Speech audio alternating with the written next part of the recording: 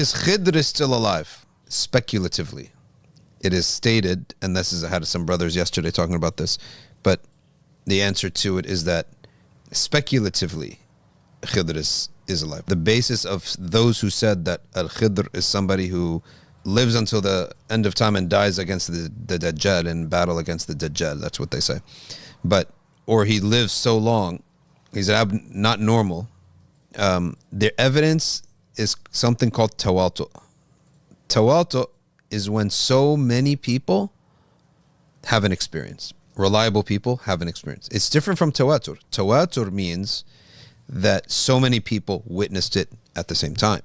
Tawatur means when multiple people have the same experience, and then their testimony adds up and lends itself to the possibility of a belief, or a speculative belief. Remember, beliefs that people hold are not all the same. For example, our belief, let's say, that the Day of Judgment will exist, will happen, is at the level of absolute certainty because of the revelation. Yet our belief, for example, that Al-Khidr is alive, that is a belief that is based on speculation. Because at-tawatur will never yield certainty. Tawatur, when multiple reliable people say the same thing, it can yield a dhan al-rajih, or a dhan, ghalabat al-dhan. Maximum was something called ghalabat al-dhan. Ghalabat al-dhan is that there's a lot of evidence for it. Okay? A lot of evidence for it. That's the maximum that tawatur can ever get you. So this is a nice word for you to learn. There's tawatur and there's tawatur. Tawatur means so many people saw it, it can't possibly be a lie, and we don't have tawatur for that. Nas, direct nas, qat'i nas from Quran or Hadith about Khidr's life, no, we have none of that. And there is, I think, a weak narration that they came to the funeral of the Prophet ﷺ, right, to pray the janazah on the Prophet. I don't know the nature of that narration. I don't think that it's sound, and Allah knows best. But so let's just say we don't have, and even so, that would be a nas from the Sahaba, right? It's not from the Prophet or from the Quran. And so what we do have is many scholars stating that they met Khidr. Okay, you think it's a crazy idea? Okay, talk to them. Don't talk to me. I'm just telling you what's out there, right? Talk to them. Don't talk to me about that. And go look in the tafasir. You'll see a lot of these stories. So maximum that it would be is called tawatur. Many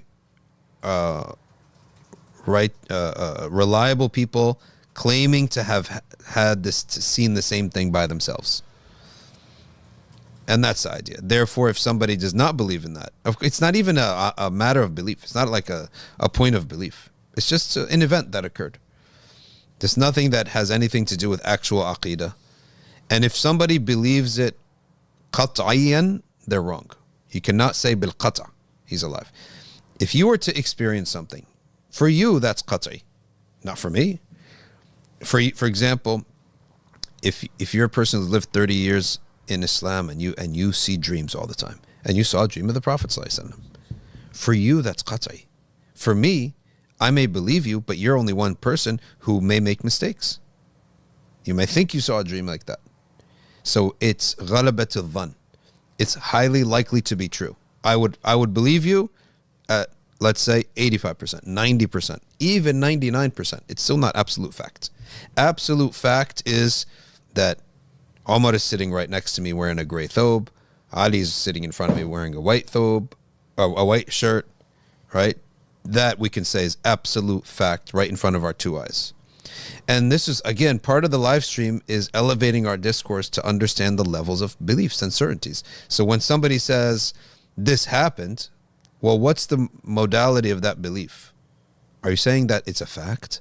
Are you saying that it's a speculation? What level of speculation?